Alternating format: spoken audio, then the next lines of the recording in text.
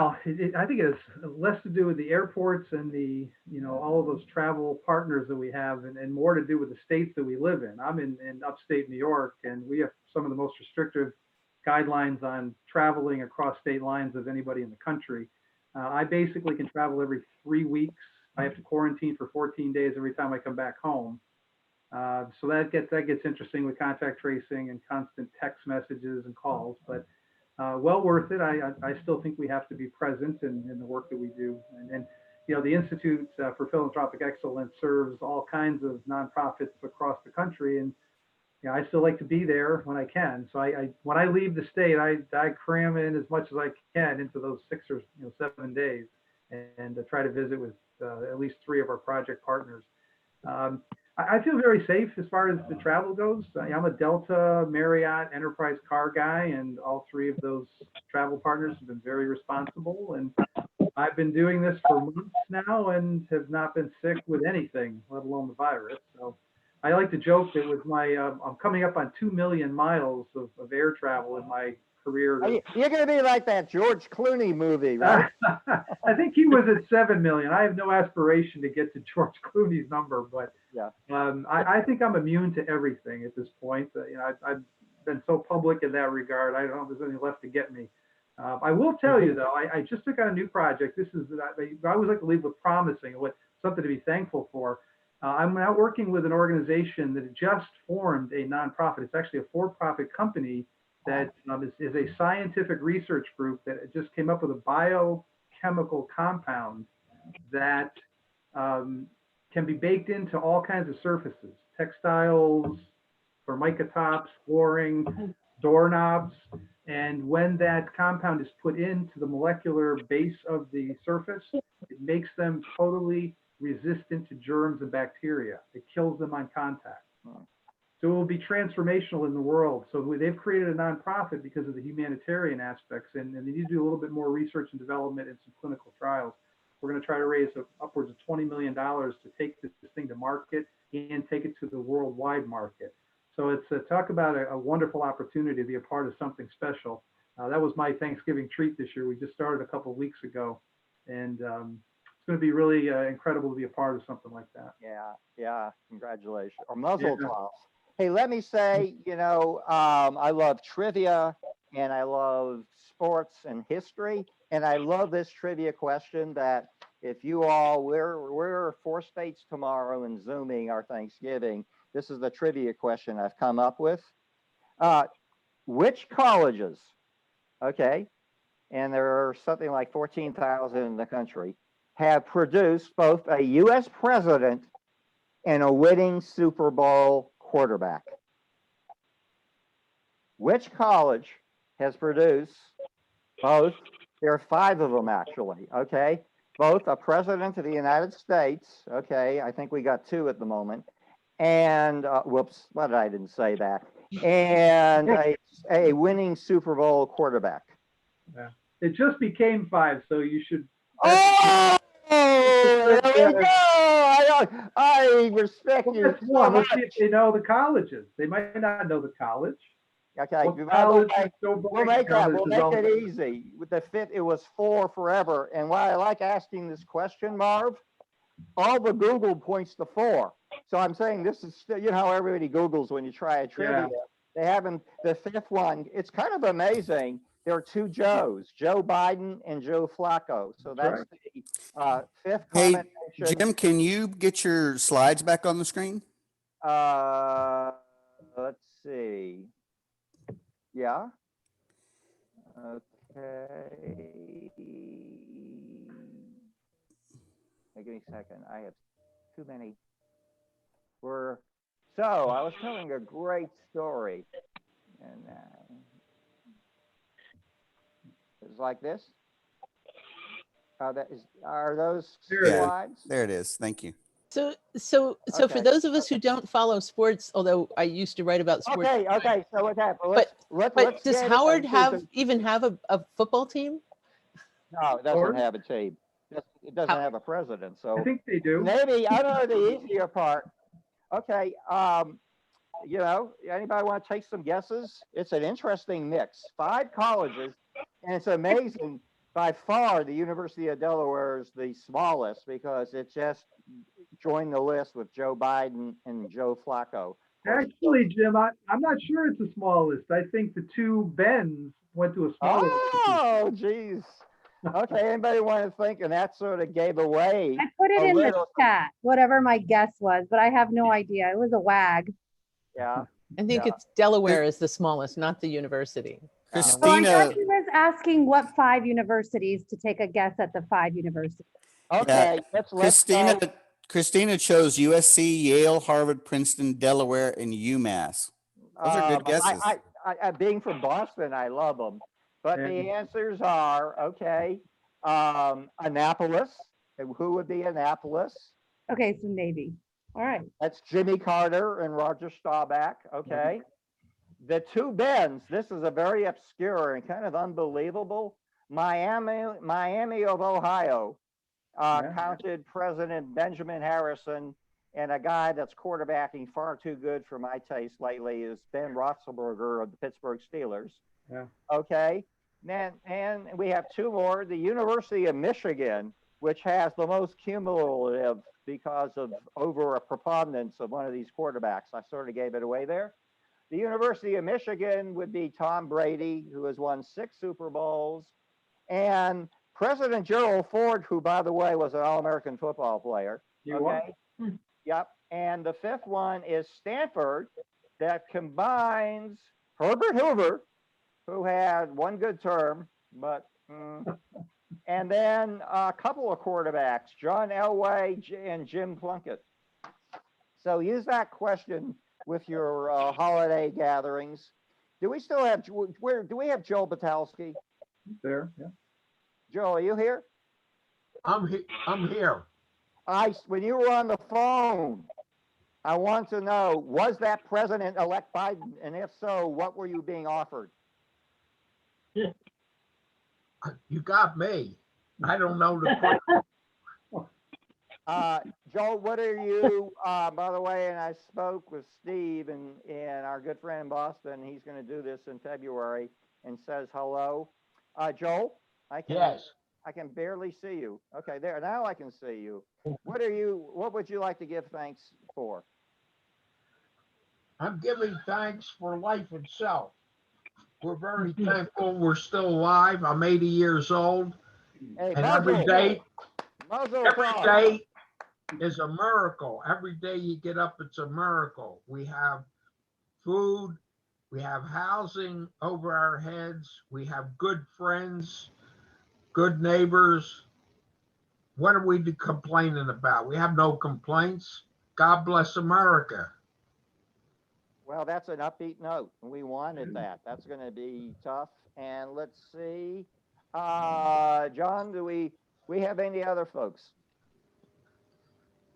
No, sir. This is a full group of 10.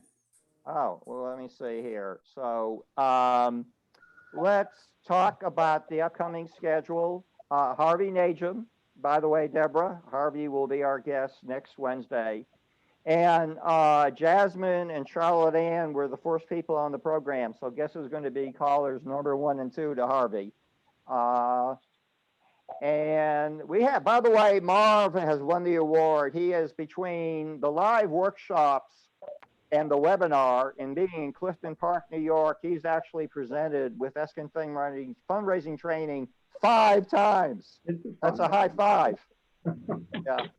And has come to 3 others. You know, as I said, he knows San Antonio restaurants better than we do. So, but we're Send you where you can find those clams later. Yeah, oh yeah, by the way, that was a challenge question. Where can you find fried? Jasmine Dean, you're smart. Will you ask Jeff, where can you find fried clams within, 7 hours? That is probably not in our wheelhouse, but I would Oh, come assume on. probably Houston or the coast somewhere. Hey, that maybe gets closer to your Houston, wheelhouse. for sure. Okay, and we still have Christine. Yes, we do. So, any thoughts on where, if you needed to get fried clams within 24 hours drive? I'm not going to put you on a plane. Oh, wow. Well, See, my computer has been busy, so I couldn't Google it. I'd probably go to Google and say fried clams near me or something really imaginative like that. I would guess maybe New Orleans. I don't recall ever seeing it on menus here in the South. It seems to be like a distinctly New England item. Now, I know that the Howard Johnson's chain, which really I don't think exists much anymore, they used to have some that they called fried clams, but I would call them fried rubber bands because they did not include the all-important bellies. Jim, I'm thinking Papadou or CI. Oh, this hurts me. Oh. He knows so much about. I've been to both. Okay. Yeah. I was going to try one last question. Do any of you remember your last handshake? Ah, And And will we that- ever shake hands again? Yeah. And by the way, there's a follow-up question. You guys don't know I love turkey and I'm eating it for health reasons and because I like it, like really 5 times out of the week. Yeah. So Andrea and I said we're going to do something different. So we're doing salmon tomorrow. So Deborah, you know what you all are doing?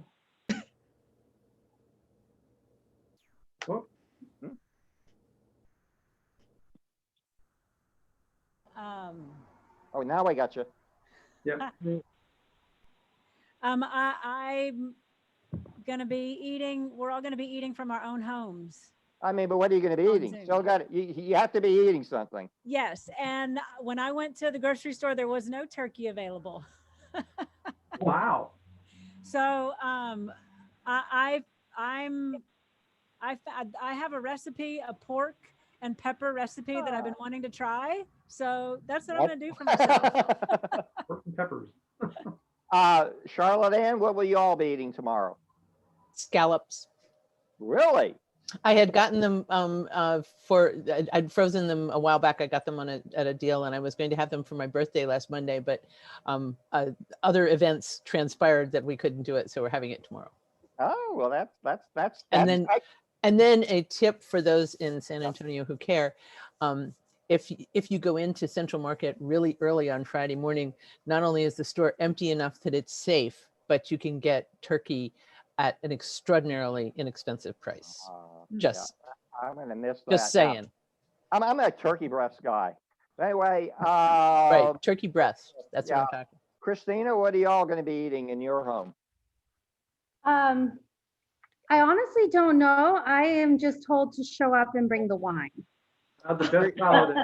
Hey, listen, you have the most important assignment, believe me. What type of wine are you bringing?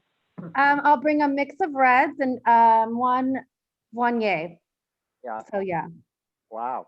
Well, he said that better than I could. Marv, I'm in suspense. What will the Leroy household be enjoying tomorrow? It's a big turkey dam. One of my favorite movie scenes is the scene from A Christmas Story where he's talking about all the different ways he eats turkey the whole week after the holiday. It's not Thanksgiving oriented, but we were the same way. We'll be having turkey every day for a week, so in different ways.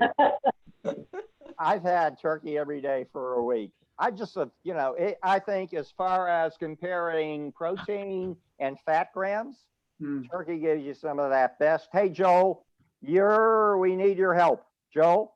Yes, What will you all be eating tomorrow? Thanksgiving dinner. Thank you for all the details. And what will constitute that Thanksgiving dinner? We will be eating traditional turkey, cranberry sauce, potatoes, Wow. beans, Gotcha. cornbread, pumpkin pie for dessert. Sounds great. And what Jewish holiday corresponds to Thanksgiving dinner? Oh, I know that. I'm Jewish. Hold on, stand by. Who's Jewish there?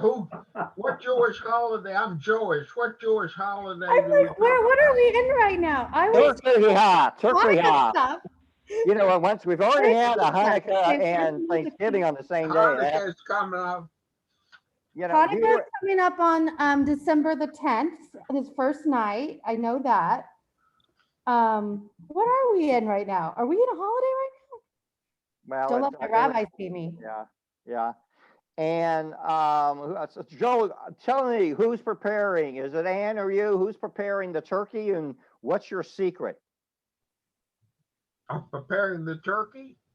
Yeah, tell me, do you believe in slow cooking, or tell us about your process? Oh, I don't cook it. My wife does. Well, what does she do? I think she slow cooks it. Okay. Like, do you use a bag? I love cooking in the bag. All right. I asked the question. Yeah, what's your question? The Jewish holiday, I'm going to give you the answer. The Jewish holiday that appears in the Bible that reflects Thanksgiving is Sukkot, the holiday of Sukkot. Which is a fun one. That's where we wave fruit. Cook. Yeah. Yes, you wave fruit, but what do you eat in? You're right. You're eating in your sukkah, which is next to your house. Yeah, yeah, yeah. See, this is the holiday. It's a festival of booths, and it's mentioned in the Torah because of the harvest. What corresponds is the harvest nature. We're in a period of harvest, and that's what Thanksgiving is. Yep. Harvesting. We're taking the fruit and etc. Well, I want to thank you all for joining us, and wish everyone a very happy and a very safe Thanksgiving. And by the way, Deborah, we're doing Zoom in 5 states. So, and we'll see you. Thank you for being part of this learning community. All of you have presented or attended or both. Thank you. And we'll be back next Wednesday with Harvey Najum. And so have a very safe and happy Thanksgiving. Nice meeting you guys. Happy Thanksgiving. Thank Thank you. you. Thanks. Nice seeing Happy everybody. Thanksgiving. Happy Thanksgiving. Jasmine, thanks.